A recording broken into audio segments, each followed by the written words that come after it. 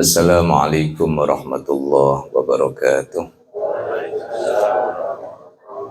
Bismillahirrahmanirrahim. Alhamdulillahi rabbil alamin. Assalatu wassalamu ala asyrafil anbiya'i wal mursalin wa ala alihi wa ashabihi ajma'in, amma ba'd. Hazratal muhtaramin wal muhtaramat, para sesepuh bini sepuh ingkang kawula hormati, Pak Rohik, Pak Ali lan sedaya kasepuhan ingkang hadir. Yang saya hormati segenap pengurus yayasan dan takmir Masjid Non Madani beserta pengurus-pengurus takmir dari beberapa masjid yang hadir, Bilal bin Robah, Masjid Al-Fat, dan yang lain sebagainya. Dan juga yang saya banggakan segenap santri-santri Zawiyah Al-Azhar, hadirin hadirat, Bapak Ibu yang dimuliakan Allah Subhanahu wa Ta'ala. Alhamdulillah, pada kesempatan malam hari ini kita semua masih mendapatkan limpahan rahmat dan nikmat dari Allah Subhanahu wa Ta'ala, hadir dalam majelis Zawiyah Al-Azhar yang alhamdulillah bisa berjalan kembali setelah pekan kemarin harus libur karena memang harus dan dipaksa untuk istirahat. Alhamdulillah, sekaligus ini menepis beberapa informasi, katanya Pak Aziz opnam. Boten, saya bukan opnam. Saya ini kebetulan pas sakit itu posisi di Solo, karena saya menghadiri akad nikah putranya Habib Hasan Tua Putra, itu posisi sudah sakit. Nah, posisi dari Solo itu saya langsung ke Jepara karena bapak saya bikin maulid. Saya langsung pulang ke Jepara lah. Akhirnya sederek-sederek pulau menyimpulkan mobil gak ono berarti parkirnya no rumah sakit. Nah, tapi alhamdulillah doa Bapak Ibu sekalian sampun paringi sehat. Ini mungkin sisa-sisa capek. Saya terus terang masih dalam proses recovery, lagi istirahat. Ternyata semalam saya harus berangkat ke Mojokerto jemput putri saya yang kebetulan sakit cacar, sehingga saya harus jemput. Saya ngerepoti, saya sama Mas Labib, wes ayo cabut, engkau pokoknya sing ngantuk gantian. Akhirnya saya berdua, habis asar ya, habis asar kita langsung 12 ke Mojokerto jemput anak saya ya. Jadi tengah malam ini kita masih antara ngantuk, pokoknya sing ngantuk minggir ya, sing ngantuk minggir, terus gantian, kita kayaknya gantian separuh-separuh ini kan. Alhamdulillah paringi sehat, bisa kembali lagi ke Semarang. Namun sebelum saya mulai, saya mohon barokah Fatihah untuk bapak dari saudara kita, Mas Najib. Namanya siapa? Gak tahu. Muslimin wal muslimat. Kita doakan bapak dari Mas Najib yang spesialis Allahu Arju ini harus beberapa hari di rumah membersamai bapaknya yang sedang kurang sehat. Mohon barokah suratul Fatihah. Semoga Pak Muslimin enggal-enggal pulih, kembali sehat seperti sedia kala, bisa kembali beraktivitas, dan juga dengan keberkahan suratul Fatihah semoga semua keluarga besar senantiasa diberikan sehat jasmani, sehat rohani, dapat terus meningkatkan prestasi ibadah kita. Ala hadhihi niyah al-Fatihah. A'udzu billahi minasyaitonir rajim. Bismillahirrahmanirrahim. Alhamdulillahi rabbil alamin. Ar-Rahmanir Rahim. Maliki yaumiddin.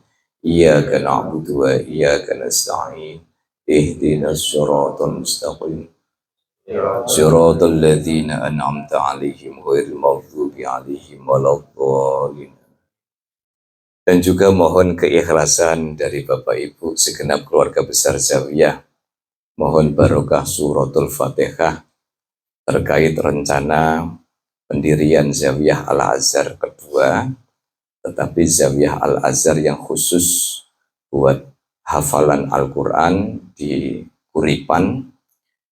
Memang belum kita mulai, tetapi kita sedang beres-beres yang perlu diberesi. Oleh karena itu mohon barokah suratul Fatihah. Semoga niatan kami untuk mendirikan Zawiyah Al-Azhar 2, dan jadi kan tidak usah khawatir. Jadi ngajinya tidak pindah ke Mijen, boten. Jadi ngajinya tetap di sini, karena ini kalau saya istilahkan Zawiyah Al-Azhar li ta'limil ulum ad-diniyah, atau majelis taklimnya Zawiyah Al-Azhar itu di sini. Nanti yang di Kuripan itu nanti namanya juga Zawiyah Al-Azhar. Nanti ada pengasuhnya sana, penghafal Al-Quran, dan kami akan membuka pondok hafalan Al-Quran gratis di sana. Oleh karena itu mohon barokah suratul Fatihah dari Bapak Ibu sekalian. Semoga niatan kami merintis pondok tahfidz Al-Quran Zawiyah Al-Azhar dimudahkan oleh Allah Subhanahu wa Ta'ala, dimudahkan rezekinya, dimudahkan proses pembangunannya. Bismillahil Fatihah. A'udzu billahi minasyaitonir rajim. Bismillahirrahmanirrahim.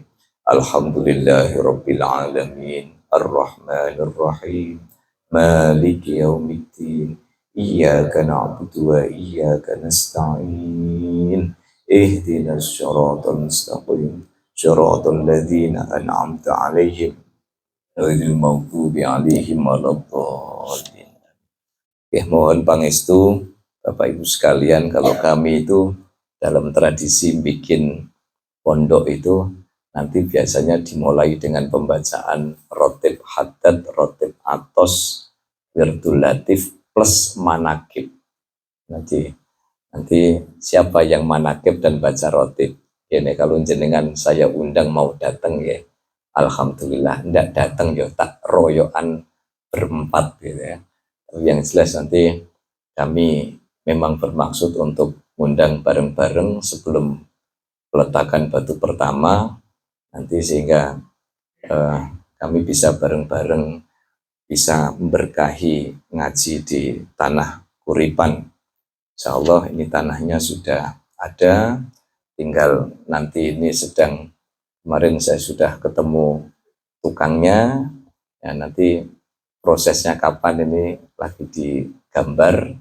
Terus mohon pangestu dari Bapak Ibu sekalian, semoga dimudahkan oleh Allah Subhanahu wa Ta'ala. Bapak Ibu sekalian, mari kita lanjutkan kajian kitab At-Tuhfatul Mardiyah, yang pada kesempatan kali ini sampai pada halaman berapa? 46. Iya. Nih. Soalnya ini kok tekuannya kok 2, ini tekuan yang mana ya? 46 betul ya? 46 yang syairan ini. Bismillahirrahmanirrahim. Qala al-muallif rahimahullahu ta'ala wa nafa'ana bihi wa bi 'ulumihi wa bi barakatihi wa bi karamatihi amin. Bismillahirrahmanirrahim. Innal hawa lahwul hawani bi'ainihi fa idza hawaita faqad laqaita hawanan. Bisa dibaca hawanan, bisa dibaca huwanan.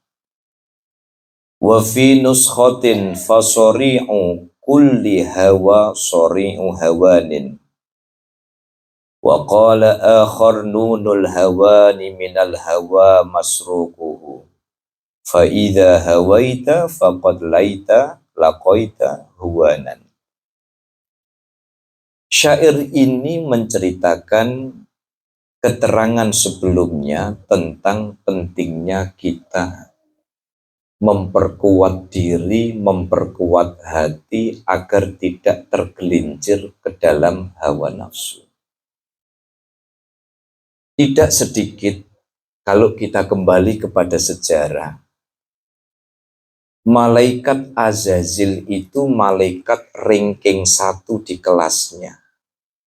Tapi karena terbujuk hawa nafsu sebagai makhluk merasa menjadi makhluk yang suci, langsung downgrade dari malaikat menjadi iblis. Harut dan Marut itu ranking 2 dan ranking 3 di kelasnya. Downgrade gara-gara protes sama Allah dan underestimate kepada manusia, meragukan manusia itu mampu menjadi khalifah di muka bumi. Makanya ada satu kisah seorang tabi'in itu dalam mimpinya ditemui oleh gurunya, dan gurunya pada saat itu berpesan di dalam mimpi, tahukah engkau apa yang menyebabkan kamu itu masuk surga? Apa dia jawab di dalam mimpi itu? Karena sholatku. Bukan. Karena zakatku. Bukan. Karena sodakohku. Bukan. Tapi karena engkau pernah mengambil batu di jalan sehingga menyelamatkan banyak sekali orang yang melewati jalan. Makanya Bapak Ibu jangan sampai nggih. Saya ingat sekali pesannya Allah yarhamu. Beliau Hadratus Syekh Mbah Maimun Zubair ketika kami sekeluarga sowan 2 tahun sebelum beliau meninggal. Jangan pernah meremehkan amal baik meskipun sepele. Karena bisa jadi rahmat Allah itu datang karena hal-hal baik yang kadang kita sepelekan atau disepelekan oleh orang lain. Nah ini pentingnya apa? Ya pentingnya membangun optimisme bahwa sudah, jadilah orang baik. Jadilah orang yang dirindukan kebaikannya. Jadilah orang yang ketika kita sudah di alam kubur nanti itu diingat-ingat, ya Allah itu dulu orang baik bener.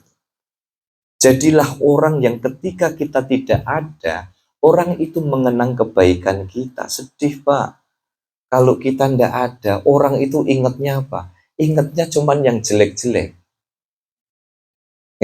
Ingatnya apa? Yang jelek-jelek. Maka jangan pernah meremehkan amal-amal kebaikan, dan sekali lagi jangan pernah membanggakan amal ibadah kita, karena kebanggaan-kebanggaan itu seringkali menyebabkan amal kita tidak diterima oleh Allah Subhanahu wa Ta'ala. Bisa jadi nanti hisab di akhirat jenengan itu berat gara-gara semongko abang. Nggak tahu kita nggih. Sama Mas Bintang. Oh ya, sudah berat lah kita tambah berat. Oh Mas Bintang, makasih Mas. Ini apa ini filosofi warna merah ini?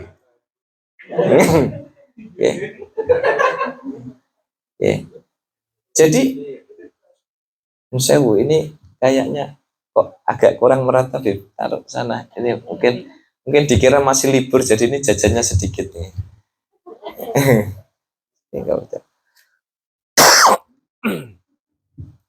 Karena tadi ada yang japri saya niki beneran masuk napa mboten lho, koyo sekolah nih.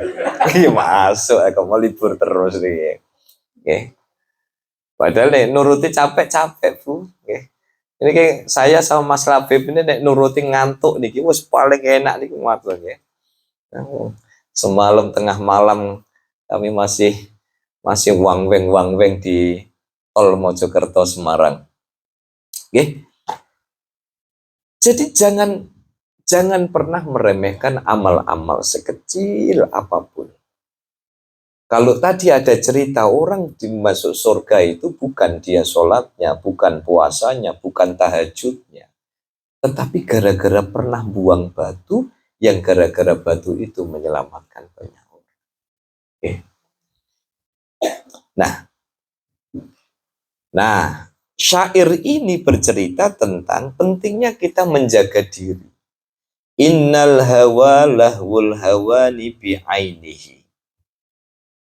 Sesungguhnya hawa nafsu itu adalah lahwul hawan. Permainan tentang kehinaan. Mari kita catat. Okay. Orang kalau sudah bermain-main dengan hawa nafsu, berarti dia sedang menggali lubang kuburnya sendiri. Saya kasih contoh nih. Orang berani korupsi, berarti dia sedang menggali kehinaan di dalam dirinya. Orang kalau dia menyakiti hati orang lain, dia sedang menggali lubang kuburnya sendiri. Orang yang menyakiti hati orang lain, orang yang berbuat zolim kepada orang lain, berbuat zolim mencari rizki, maka dia itu sesungguhnya sedang ngukrek-ngukrek. Dia sedang menggali kehinaan di dalam dirinya. Kenapa? Innal hawa lahul hawani bi'ainihi. Orang yang bermain-main dengan hawa nafsu. Istri tetangga di sweet-sweet. Nah, ada yang bisa nyontohin nggak cara sweet-sweet ya? Mas Winda? Yeah. Saya kok lama nggak lihat ini, biasanya kalau bis Semarang Jepara itu kalau oyak-oyakan itu kan biasanya kan main sweet-sweetnya itu. Ada istri tetangga di sweet-sweet, berarti dia sedang bermain-main dan mempersiapkan diri terhina di kalangan orang lain. Loh, kenapa kok ngadepnya ke pojok semua? Apa ada sweet-sweet juga? Jangan. Ada orang mencari kepuasan seksualitas dengan jajan di luar. Berarti dia sedang mempersiapkan kehinaan. Ada orang pengen lelang jabatan bayar-bayar, pakai acara bayar. Silahkan lihat saja. Nggak ada, Bu. Nggak ada itu. Cerita orang mau promosi jabatan, lalu kemudian pakai acara bayar segala, nanti hitungannya. Pasti di belakang tuh, kalau orang Jawa bilang bendol, dia akan terhina dengan profesi. Kecuali, nah ini saya singgung masalah fikihnya. Belum lama itu ada jamaah datang ke rumah gara-gara anaknya itu sudah di SK-kan penempatan Jakarta BUMN. Tiba-tiba seminggu kemudian namanya hilang dan dia dipindah ke Bengkulu. Lalu ada tawaran 200 juta sekarang SK balik. Nah, maka secara hukum orang yang membayar 200 juta tidak bisa serta-merta dianggap berdosa. Sebab apa? Dia dipaksa untuk mengembalikan hak dia yang semestinya. Jadi tidak bisa. Kalau dia lelang jabatan kemudian pakai acara bayar, itu persoalan. Tapi kalau dia didolimi pertama SK-nya disalahi. Zolim yang kedua dipaksa bayar 200 juta. Maka ketika dia membayar 200 juta untuk mengambil hak dia yang dirampas, itu secara fikih tidak apa-apa. Secara fikih tidak apa-apa. Akhirnya saya bilang apa? Terus dia saran. Dan menurut saran jenengan gimana? Saran saya jangan 1 rupiah pun jangan jenengan keluarkan. Wah, ini tapi ini peluang, Pak. Itu kan hitungannya jenengan. Gusti Allah itu kan pasti punya rencana terbaik. Ternyata apa Pak? Bu, yang bikin saya merinding, si anak ini, anaknya jamaah ini, ya baru baru 1 minggu, 1 minggu lebih dikit, ya. Baru saya dapat kabar, dia diterima di perusahaan internasional, perusahaan Inggris yang penempatan di Jakarta. Terus saya ke rumah itu, ya, ke rumah itu bawa nopo Pak niko, parcel besar niko. Loh, niki parcel nopo niki? Niki parcel kaget katanya. Kok parcel kaget pripun? Nggih. Soalnya kemarin kami tidak jadi keluarkan 200 juta. Ternyata Gusti Allah ganti itu luar biasa. Oke. Dari perusahaan nasional diterima di perusahaan internasional dengan gaji dolar. Oke. Dengan gaji dolar. Dan beruntun Pak, beruntun sekali tuh. Dapat ini, ya, setelah dapat apa? Setelah dapat pos baru pekerjaan itu. Nah, kemudian ada tawaran dia, ya, menjadi staf ahli di salah satu perusahaan. Jadi begitu ngelepas barang syubhat satu ini, akhirnya Allah mendatangkannya. Ya. Makanya di dalam urusan rezeki Pak, jangan sekali-kali kita main-main dengan hal-hal yang begitu. Nggak mungkin orang itu bahagia, nggak mungkin orang itu dapat keberkahan dengan cara menghalalkan. Kalau misalkan dia dapat uang sekilas saja dia dapat banyak, itu nggak lama.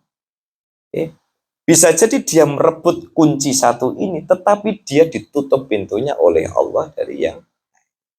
Inilah berkah kalau orang itu mau takwa, mau hati-hati. Kan kesannya kan gini Pak, coba 200 juta ini dia balik lagi namanya tidak dosa.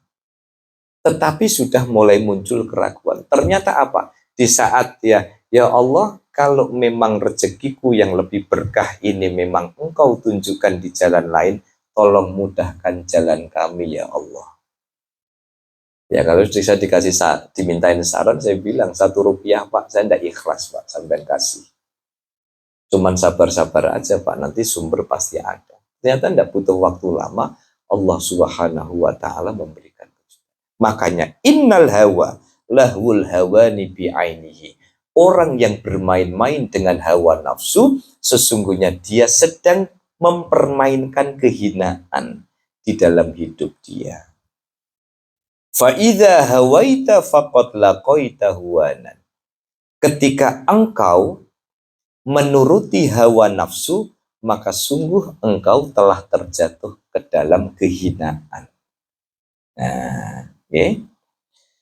Wa fi nuskhotin, dalam satu nuskhoh, dalam satu redaksi yang lain, fasori'u kulli hawa sori'u hawanin.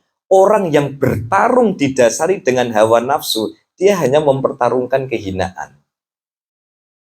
Ayo Pak, promosi gini Pak, kasih semene. Sudah mulai ada transaksi, berarti itu sedang membuat transaksi kehinaan di dalam diri dia. Oke. Maka kalau ada orang berani melakukan pertarungan terkait hal-hal yang itu nuruti hawa nafsu, maka dia sedang memperebutkan bangkai. Dia sedang memperebutkan sesuatu yang tidak berkah. Sekarang Bapak Ibu coba kita tanya sama diri kita masing-masing. Mau nyari apa sih jenengan? Kita cuma nyari gimana hati kita bahagia. Leres badan. Badan sehat, pikiran tenang. Ya. Wong kula lagi dikasih masuk angin, ya Allah, masuk angin gini kok rasanya geger iki koyok dicor. Tidur lu glebak kayak bakso pahit, sate pahit, semongko manis. Ya, akhir tuyane semongko. Rokok pahit. Ngerokok.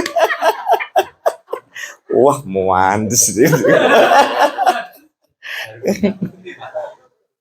Yeah. Yeah. Aneh, itu titipan sponsor. Titipan sponsor ya. Oke. Karena rata-rata yang waktu besok ke rumah itu pertanyaannya niku, Pak. Oke. Salah satu yang doanya itu khusyuk sekali soal rokok itu Bu Adios. Ya. Jadi fasori'u kulli hawa sori'u hawanin. Orang yang memperebutkan barang-barang sesuatu karena didasari hawa nafsu, Pak. Tidak akan ada the winner di dalam pertarungan itu. Tidak ada orang itu kemudian ya, misalnya rebutan barang yang tidak halal. Ya. Siapa mau menempati pos ini, setor semene. Siap, Pak. Berarti dia sedang transaksi barang, transaksi bangkai. Dia sedang mentransaksikan kehinaan-kehinaan di dalam diri dia. Makanya itu yang saya bilang. Tidak ada yang lebih lebih berharga di dalam hidup kita. Hati kita tenang. Gitu? Pikiran kita tenang. Badan kita sehat. Kemudian kita bisa kumpul dengan keluarga. Kita bisa menikmati makan yang kita makan. Kita bisa merasakan berkahnya silaturahim pun itu mawon.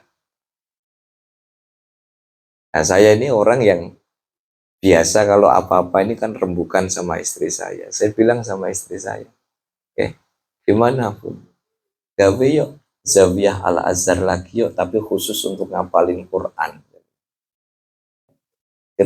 Saya bilang apa?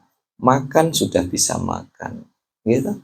Silaturahim sudah bisa silaturahim, ngaji alhamdulillah sudah bisa istiqomah, badan diparingi sehat, mau apa lagi? Saya bilang, ayo golek sangu mati, golek sangu mati. Akhirnya apa? Saya bilang, setuju enggak? Setuju. Sudah, kalau setuju, bismillah, kita proposal sama Gusti Allah. Gusti, sedikit yang kami miliki ini semoga engkau mudahkan jalan kami. Sudah gitu saja.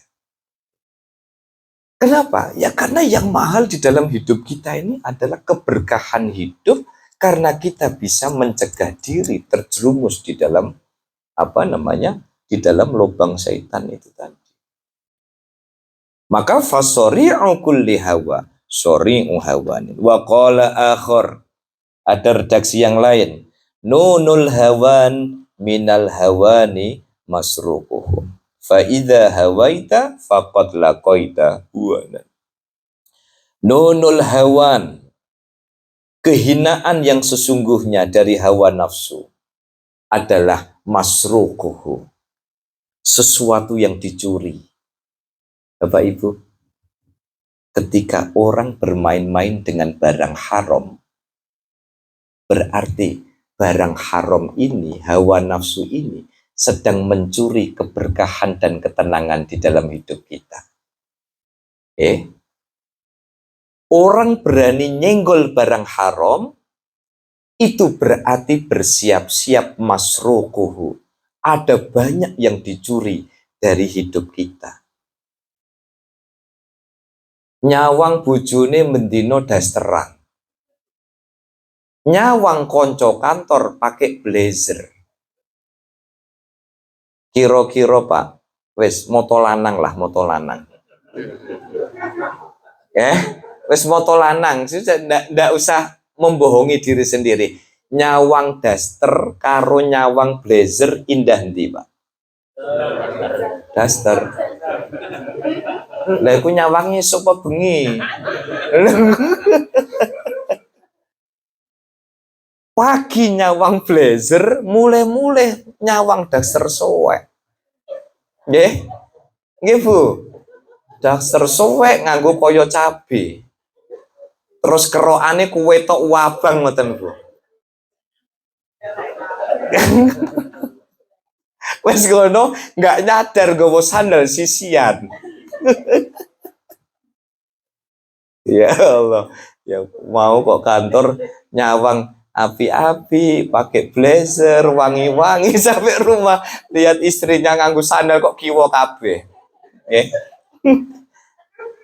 Tapi Bapak Ibu, di saat kita sudah mulai jatuh cinta dengan orang yang pakai blazer yang itu tidak boleh, kita sedang mulai mencuri kebahagiaan. Kita sedang menyediakan diri. Naksir wanita di kantor. Satu yang akan dicuri, kebahagiaan kita melihat istri kita yang seharian capek ngurusi rumah tangga. Karena di kantor lihat orang pakai blazer, begitu sampai, ya Allah, berblazer nyawang daster. Padahal istri kita capek letih itu karena perjuangan buat kita. Istri kita itu sampai, ya Allah, kenapa kok kemarin kerutannya 2, sekarang kok tambah 2,5 kerutan sebiji. Itu kan karena perjuangan istri kita mempersiapkan kita, masakan kita, makanan kita dan sebagainya. Senang orang di kantor, satu, apa yang akan dicuri? Kebahagiaan melihat istri. Yang kedua, bersyukur karena kita punya istri yang sangat-sangat bisa menerima kita apa adanya. Oke. Yang ketiga, apa yang akan dicuri? Yang akan dicuri adalah kebahagiaan rumah tangga kita. Makanya, hakikat kehinaan orang yang bermain-main dengan hawa nafsu itu adalah banyak hal yang dicuri oleh hawa nafsu dari diri kita. Oke. Dulu punya gaji 1 juta, setorkan, 1 juta wis muga-muga cukup yo yo Pak, wis alhamdulillah. Si penting yo selang-seling, ya makan ayam, ya makan teri, yo terong, yo tempe, yo pesen rendang Bu Adios. Nah, kan? Jadi pas pesen rendang Bu Adios itu pendak tanggal 6. Tapi begitu 1 juta ini kemudian sudah mulai terbagi.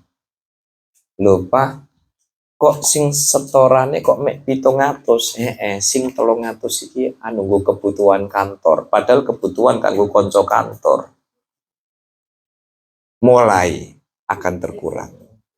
Blazer mau nggo nukakno blazer iku lho. Nukakno blazer 300, nukakno daster ngojuhar 20.000. Nggih. Jikom langsung luntur. Oke. Ini permainan hawa nafsu itu di situ Bapak Ibu. Permainan hawa nafsu itu luar biasa itu. Coba jenengan bisa lihat contoh di sekitar-sekitar kita, ndak usah sebut nama, tapi bukan kita itu, bukan kita senang dengan kesedihan orang lain. Coba kita lihat. Ada orang yang dulunya, ini saya cerita kejadian tahun 98 di Jepara itu. Banyak sekali. Dulu luar biasa Pak. Kalau saya lihat kekayaannya itu seperti kekayaan yang nggak habis 7 turunan Pak. Tetapi perputaran hidup ternyata luar biasa. Gara-gara nemoni klien ndak Jumatan. Gara-gara melu lelang kayu gak sholat. Duit banyak mikirin gue muter modal. Lali zakate. Ndak mau infaknya. Nihil sodakohnya. Dihabisin sama Allah Subhanahu wa ta'ala. Balik lagi ke titik nol. Dan apa Pak? Komentarnya yang menarik. Ternyata di saat dia kembali sekarang jadi sopir kol, tidak banyak yang dia berikan kepada istrinya, tetapi satu yang dia syukuri, kami masih bisa bahagia dengan sedikit penghasilan saya, tetapi kami jamin kehalalannya. Akhirnya nopo? Saya lihat keluarganya jauh lebih harmonis daripada dulu. Dia sedang berada di puncak kesuksesan. Nah, ini jadi perhatian. Fa idza hawaita faqad laqaita huwanan, Karena ketika engkau bermain-main dengan hawa nafsu, faqad laqaita huwanan. Engkau telah terjatuh di jurang kehinaan. Okay. Nyuri duit negara, akhirnya pakai rompi. Di saat sudah nyaman-nyaman pensiun, tiba-tiba kasus lama dibuka lagi. Coba. Okay. Orang di saat pensiun itu kan membayangkan nyawang pekarangan itu hijau. Ikan apa Pak sih biasa di ikan koi di belakang rumah, dia lagi nyaman, ngasih makan. Mestinya kan masa-masa pensiun begitu itu. Ya. Kemudian cucu-cucunya datang, minta gendong yangkung. Ya itu? Bayam sebelah rumah yang biasa dia kasih rabuk, sudah mulai panjang, dipotong. Semangka yang dia tanam sudah mulai berbuah, akhirnya berbagi dengan tetangga, satu dibagi papat, sidik-sidik yole, bahagia. Ya kan? Tapi ketika masa pensiun, kebahagiaan itu kan kemudian hilang, karena dulu ketika belum pensiun bermain-main dengan hawa nafsu, tiba-tiba, lagi ngasih makan ikan koi, tiba-tiba ada surat perintah penangkapan, ada surat perintah penyidikan, ya kan? Lagi ngerabui bayam sebelah rumah, tiba-tiba ada undangan dari kepolisian. Undangannya tertulis jam 7 pagi, disidik jam 10 malam, Pak. Coba siapa yang nggak geter itu? Undangan jam 7 pagi, disidiknya jam 10 malam. Dan itu biasa, Pak. Nah, saya dapat cerita, jadi kebetulan saya ada kajian di Kejaksaan Tinggi depan Polda itu setiap 2 pekan sekali. Dia cerita ketika dulu waktu masih bagian penyidikan itu, Pak. Iya biasa, Pak. Surat kita layangkan jam 8 pagi. Ya antre memang, Pak. 8 pagi belum bisa dapat antrian ini, ya. Disidiknya jam berapa? Malam. Nah, itu kan masa berdebar-debar. Maka jangan sampai fa idza hawaita faqad laqaita hawan. Ketika engkau bermain-main dengan hawa nafsu, maka engkau sedang mempermainkan dirimu sendiri untuk bersiap-siap jatuh ke dalam jurang kehinaan. Wa qala asyibli. Ada yang baca syubli. Wa qala asyibli. Syibli ini kesinten. Ini kalau tidak salah, Syibli ini nama lengkapnya ini Abu Bakar Asyibli. Kalau memang betul yang dimaksud di sini ini Abu Bakar Asyibli, ini orang yang terkenal setiap mimpi ketemu Rasulullah itu dicium keningnya oleh Rasulullah Shallallahu Alaihi Wasallam. Ya, itu jadi itu sering dicium keningnya oleh Rasulullah. Ini Abu Bakar Asyibli. Wa qala Asyibli rahimahullahu lamma qalat lahu syajarah ya Syibli kun mithli yarmunani bil ahjari wa armihim bis thimari. Imam Syibli itu pernah dipanggil oleh sebuah pohon yang tidak disebutkan di sini. Kalau memang betul yang dimaksud ini Abu Bakar Asyibli, ini dulu kiai saya kalau cerita, dan ini senengnya ngaji niku kadang tiba-tiba pas ketemu begini ingat Pak Rokik pelajaran dulu. Oh ya, karena dulu waktu ngaji kan belum kebanyakan dosa ya Pak. Jadi nempelnya ini masih kuat gitu. Saya rata-rata sering kali ngaji di Tufatul Mardian ini. Yang saya ingat itu justru pelajaran-pelajaran waktu saya masih di madrasah diniyah, dulu pesantren kilat, itu masih ingat itu. Jadi suatu hari ada sebuah pohon itu memanggil Shibli. Di sini hanya tertulis pohon. Kalau dulu kami dengar cerita dari Yai, itu pohonnya pohon mangga. Oke. Itu pohon mangga. Jadi Shibli itu punya kebiasaan, Pak, bersihkan rumput. Ya, kalau memang betul yang dimaksud Abu Bakar Ash-Shibli. Itu lagi motongin rumput di sekitar pohon mangga itu pekarangannya. Tiba-tiba qalat lahu syajarah, dia dipanggil oleh pohon mangga ini. Apa yang disampaikan oleh pohon mangga ini? Ya Shibli, wahai Shibli, kun mithli, jadilah engkau seperti aku. Itu kata pohon mangga. Yarmunani bil ahjari wa armihim bisimari. Orang-orang itu pada melempari aku dengan batu, tetapi aku justru memberikan buah mangga kepada orang yang melempar. Saya tanya Bapak Ibu, susah apa susah? Ada orang setiap hari ngusili jenengan, ya? Ada orang zolimi panjenengan, terus tiba-tiba panjenengan setiap hari malah nganterin hadiah, nganterin makanan. Itu kira-kira begitu itu tuh gampang nopo angel? Angel nopo gampang? Ya. Jadi Mas Bagas itu dibully terus. Dicatat Pak, yang bully itu Pak. Siapa tadi yang bully saya? Kenapa Mas Bagas? Mau saya kasih tape? Ya. Jadi pohon mangga ini bilang kepada Shibli, tahu nggak Shib? Mereka itu melempari aku dengan batu, tetapi aku justru melempar dia dengan mangga. Lu tape malah, okay? Coba.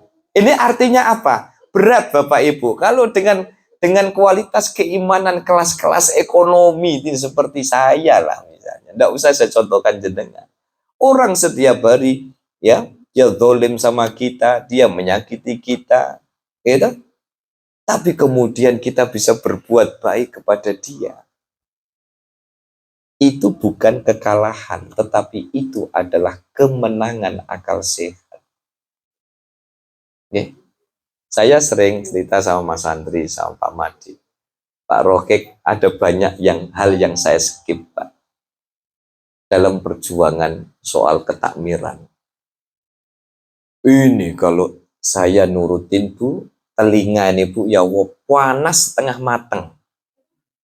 Orang ngomong wang begini ya. Terus saya cuma bisa bilang sama istri saya, ya Allah, berjuang ini ternyata kayak gini ya. Jangankan kita melakukan sesuatu yang tidak benar, sesuatu yang benar itu bisa di mata orang lain itu tercela. Tapi biarkan malaikat yang beresin situasi. Kenyang Bu, kalau soal fitnah ngoten udah kenyang. Okay. Cuman kan saya tidak mau cerita aja supaya apa? Wis ayolah kita ini berjuang. Anjing menggonggong, yes kita ngopi terus, gitu. Anda bikin begini, suaranya begini, bikin begini, suaranya begini, gitu. Ibaratnya itu, kalau kita tidak kuat tekad kita, mateng ini telinga itu, ya. Luar biasa dahsyatnya fitnah itu begitu. Tapi apa yang terjadi Pak? Ternyata malaikat punya caranya sendiri menghabisi semuanya. Jadi jangan kotori tangan kita, jangan kotori niat baik kita, jangan hambur-hamburkan energi positif kita. Kenapa? Allah selalu punya cara untuk memberikan keadilan kepada orang-orang yang berjuang di jalan Allah Subhanahu wa ta'ala. Balik Kita cuma diomongin. Kanjeng Nabi itu dilempar batu kok. Gitu? Kita cuma diomongin, kita cuma difitnah. Rasulullah itu pasangin duri plus kotoran onta kok. Ya betul. Maka yuk kita rayakan niat baik, kita rayakan bahagia ini. Akhir-akhirnya apa? Akhir-akhirnya pinter dewe. Pinter dewe ini piye? Ya sedih-sedih dewe, menghibur sendiri. Gitu? Akhirnya apa? Oh ya, kalau ada begini tuh. Nah, nanti Gusti Allah itu yang akan bereskan sendiri. Ya, panas Bu. Pak, ibaratnya itu seperti kita megang bara nih. Kalau kita lepas ini bara, padam dia. Dan pada saat itulah iblis akan merayakan dengan tepuk tangan karena bara ini mati. Maka yang bisa kita biarkan tangan kita luka, biarkan hati kita pedih, biarkan telinga kita panas, tetapi bara perjuangan ini tidak boleh kita lempar begini karena nanti akan padam.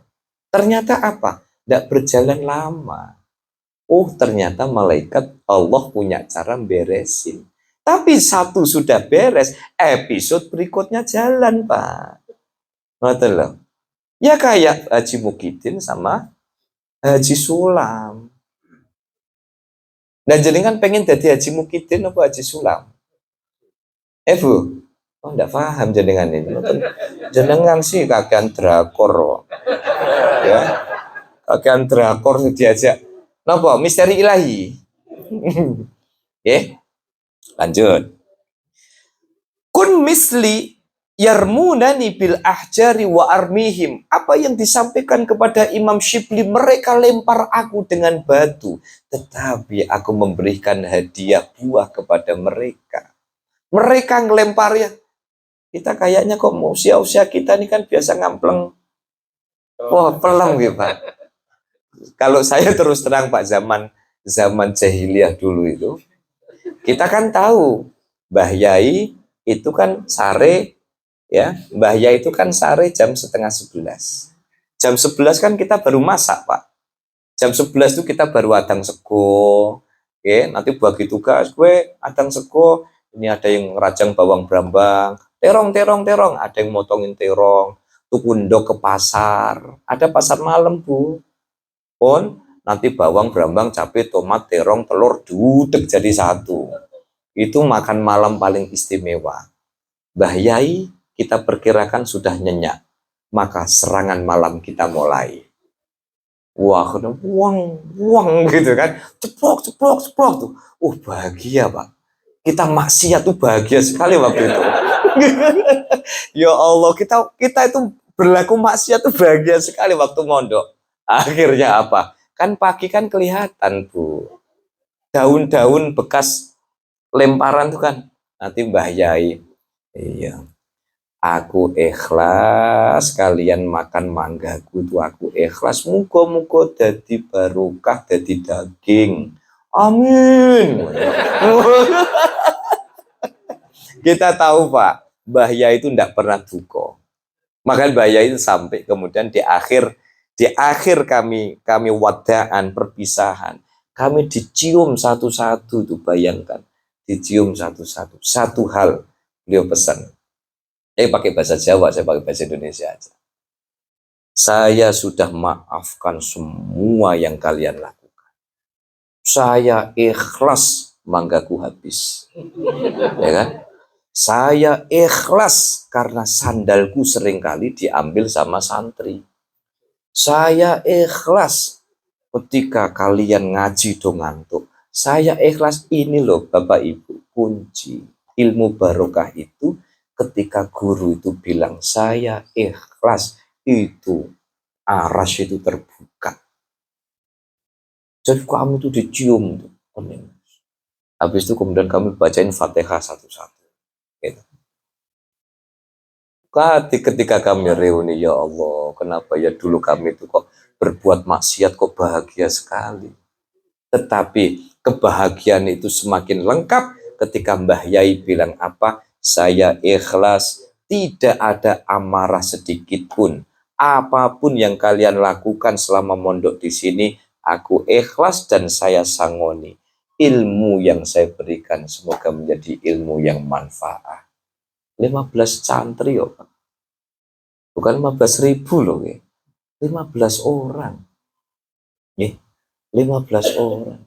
Makanya kan saya pernah cerita. Ditanya orang, pondok saya tidak terkenal, tidak apa-apa. Saya nyebut Kiai ini sinten, tidak terkenal, tidak apa-apa. Tetapi saya pernah bangga menjadi bagian dari beliau. Kenapa? Yang kita ngaji bukan untuk kebanggaan. Ya.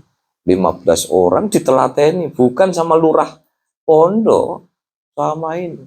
Jadi kami jewer tenanan. Swabut pakai ini apa? Swabut pakai sorban ini apa? Swabut wes ngeten niku. Ya tenan, apa kami pernah marah? Tidak pernah, Pak. Oke. Akhirnya apa? Di saat kami didoain di akhirat itu, kan dilus wacana Fatihah. Ya. Nah, itu. Jadi Shibli itu ditegur, apa namanya? Dikasih nasihat. Shibli, jadilah kayak aku.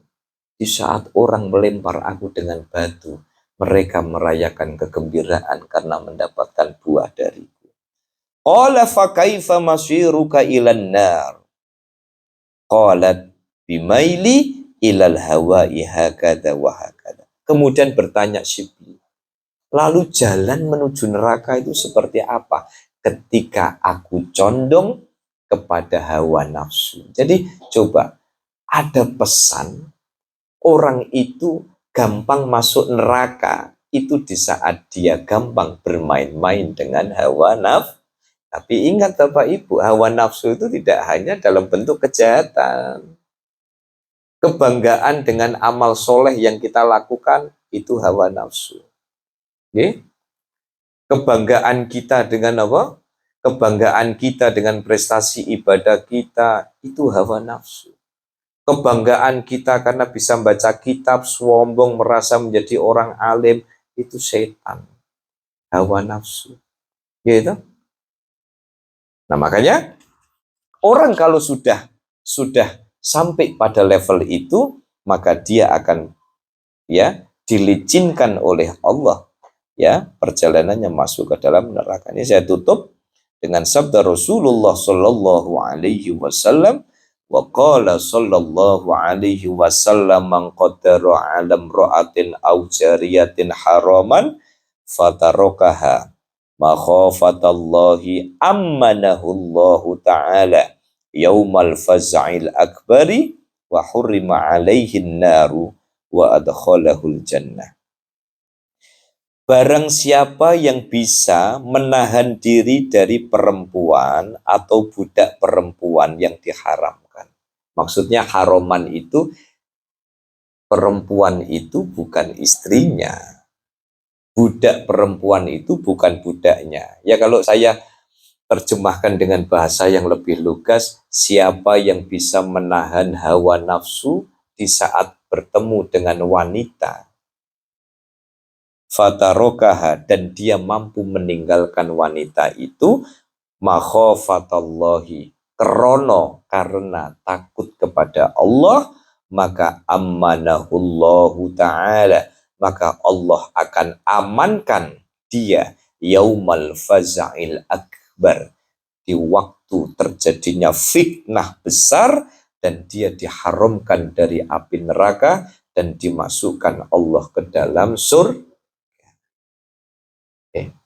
Karena apa? Karena kenapa sih Rasulullah, kenapa sih di dalam Quran itu seringkali wanita itu dijadikan sebagai contoh? Karena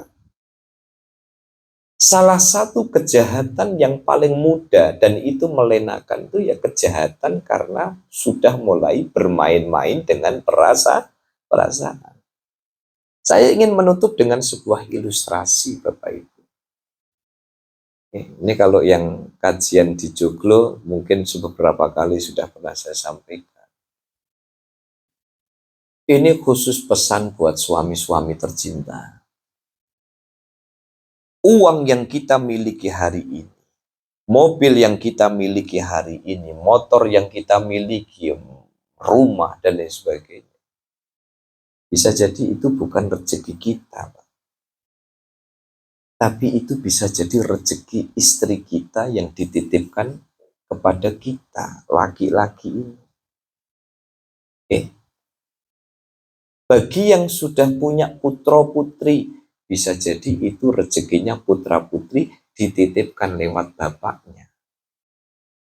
Maka ketika mulai ada pengkhianatan, suami berkhianat kepada istri, diambilkan pelan-pelan sama Allah. Bisnisnya mulai minus. Kenapa? Lawang itu bukan rezekimu kok. Itu karena sholat duhanya istrimu, kemudian Allah mudahkan jalanmu. Bisa jadi sertifikat tanah kita punya. Kita yang beli, Pak. Tapi jangan-jangan itu cuma titipan rezeki anak kita yang dititipkan lewat kita. Begitu kita berkhianat kepada anak kita, gara-gara ndelok blazer mau. Lho nek ndelok blazer lali duwe anak. Anak welali, Pak. Apa meneh daster sowek. Mulai kerasane abot banget. Ya Allah, bayang no daster karo minyak kayu putih. Gitu.